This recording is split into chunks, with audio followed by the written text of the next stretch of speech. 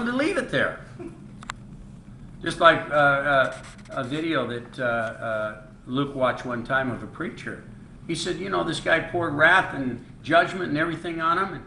And the whole time that he was speaking to all these people, there wasn't one time he mentioned Jesus or the way of escape from this condemnation. That is the message. The message, without the way of escape, you're not preaching Jesus. Jesus is the way of escape. And we've got to show them the problem, but we also have to make clear the solution to the problem, my word. And we shouldn't be happy and joyful over being able to tell them the bad news. It should grieve all of us. It should make us unhappy and sorrowful that the world's in such a state of rejecting God. And it's a horrible situation. It's not something that we should get all smiley about and say, oh, I'm glad I'm saved and you're going to hell. And I'm glad to be able to tell you you're going to hell. And I'm glad to be able to tell you you're a dirty, rotten sinner. And I'm really happy because I'm a preacher. You know? No, that's not the attitude. The attitude is one of sorrow and sadness and just a loving, wonderful attitude of hoping that they turn around and see the light and accept Christ and salvation. Go ahead. This is why I hear from a lot of people the reason they don't go into buildings mostly is because of the hypocrisy that goes on. They feel ashamed because of the life that they have somehow ended up in, you know, without having any clarity. And it makes the church outside really good. Yeah, there's two problems there. Okay, and so the point was made is that because of this rigidness, there's people that don't want to go into church just because they feel kind of the shame in that, and this trip's being laid on them, so they just as soon stay out of the church rather than go into this condemnation building. And there's another thing that to be considered, and that's this, is that there's a lot of churches nowadays that have taken the point that you just made, and they've created these big, gigantic churches that don't tell the people the truth at all because they don't want to offend them. Yeah. They don't want to rub them the wrong way. Yeah. So they're just ear ticklers. And so what I'm saying is that obviously we want to have compassion on the unsaved, and we want to let them know we're compassionate. We need, though, to communicate truth to them in a kind, merciful way, and they need to buck up and realize that they screwed up and that they need that church for the fellowship and salvation and all that's encompassed within the Christian experience. And that's not lying to themselves about themselves or having the church lie to them about themselves, nor have the church lord over them. There's got to be the loving mix within Christianity, and that's the ideal, is to get that mix right to where they can feel comfortable, but they also can accept their own responsibility for their going the wrong way rather than right way, and not whitewash that. And the other is that you know, hey, look, guy, you know, I'm not the one to lay the trip on you.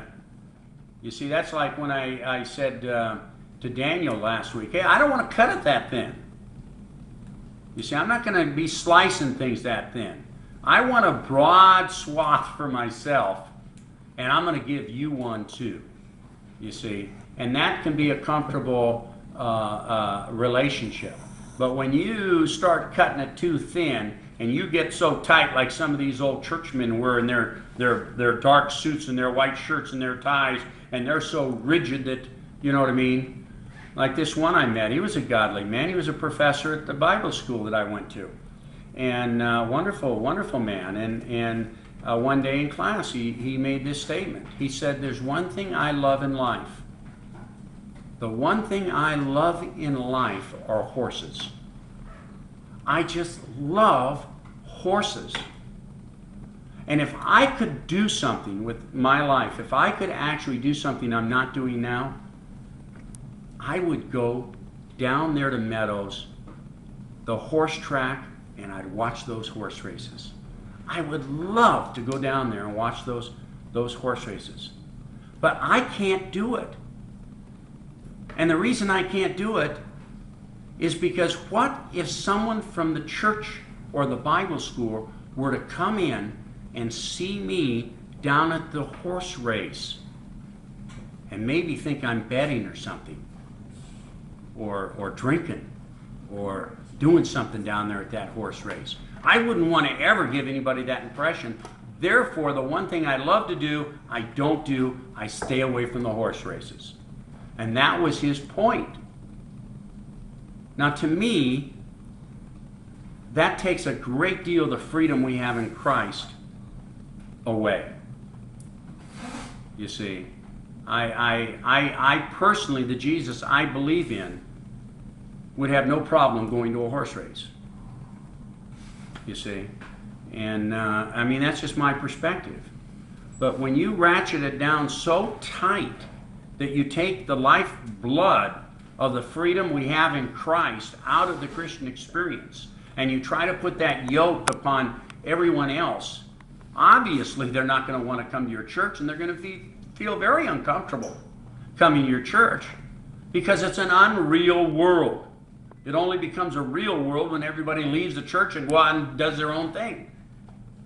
I think that, I've learned this point here the last few years. I think you and I think Tom Grant, I've had talked to both of you about this, that it's a very good lesson that, we want to receive the grace of God, but we don't want to give grace to our brothers. I'm saying a blanket statement, not everybody's like that, but there are many Christians that they don't give any grace back to their fellow believers. They're just quick at pointing the finger and condemning each other instead of giving the grace.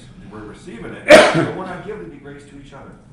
Yeah, and that's why one of the reasons why I've never been any place in Christianity that's respectable, and I probably never will, simply because of that reason. I don't give a flip. You see, I'm here to be a servant. And if you have some pious Christian that wants to point his finger at me and say I don't meet his standard, I don't care anymore. I did when I was first few years I was a Christian. They really had me psyched out, but then I learned their tricks. You see, and I'm free in Jesus. And if they get to know me, they're going to know me, and they're going to understand. But if they don't care to get to know me, I'm not concerned with their judgmental comments, and they're poking their finger, and they're usurping me from being able to be instrumental within different areas within Christianity because of their self-righteous approach. I don't really care. I get enough action down there on the Strip with the Christians that I network with around the country and around the world that, in my opinion, they're shortchanging themselves. They're only hurting themselves because I don't care anymore about them. I got over that. I got free from that bondage that they want to put you on. And so I have freedom in Christ. I try to live rightly. I'm not perfect.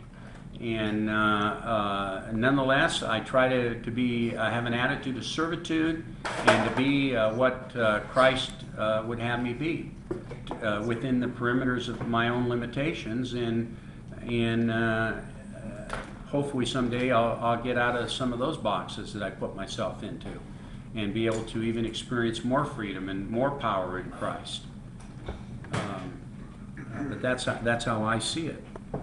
So. So I appreciate you bringing that point out there, Luke. That was very good on 24. The one is a judgment of condemnation in a sense, and the other is a wide invitation for salvation. Are the two methodologies there. See to it that you do not refuse him who is speaking.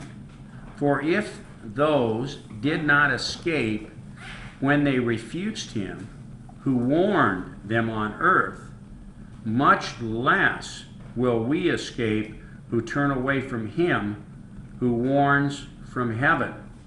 Wow. Now, Daniel, this is even better than the last one you pointed out, isn't it? This is really pretty getting heavy good, stuff, isn't huh? it? Yeah, this is getting Heavy, good. yeah, This, that. you can almost feel unsaved here. Now, you take a person that wants to lose their salvation, this is a great verse for them. See to it that you do not refuse him who is speaking. For if those did not escape when they refused him who warned them on earth, much less will we escape who turn away from him who warns from heaven. So if we turn away from Christ, they didn't escape, and we're